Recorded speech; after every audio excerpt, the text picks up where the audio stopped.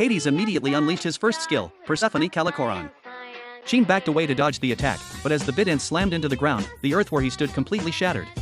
Qin could only continuously evade.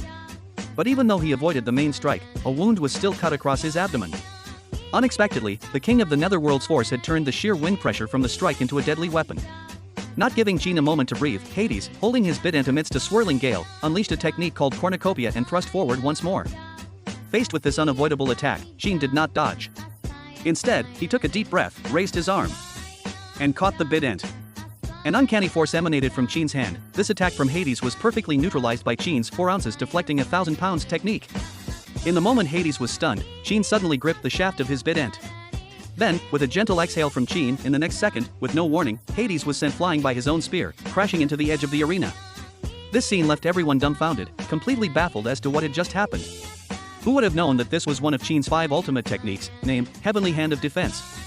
Because these 5 techniques were mastered during his battle with the demon god Qiyu. They were also called by Qin the Qiyu Wushi. Watching the scene below, Eri swallowed nervously in terror. As someone who had personally experienced that move, only now did he understand its principle. It was using the opponent's force against them. In other words, Hades had been sent flying by his own power. Seeing the king of the Netherworld down and unable to get up, Qin did not charge forward to finish him off. Instead, he asked Hades, "How was the pain?" But unexpectedly, Hades wasn't angry, nor did he continue to attack. He instead asked Qin what, to him, a king truly was. Without any hesitation, Qin replied, "Never wavering, never yielding, never relying on others. Always standing before the people. That is a king." Upon hearing the answer, Hades suddenly burst into laughter.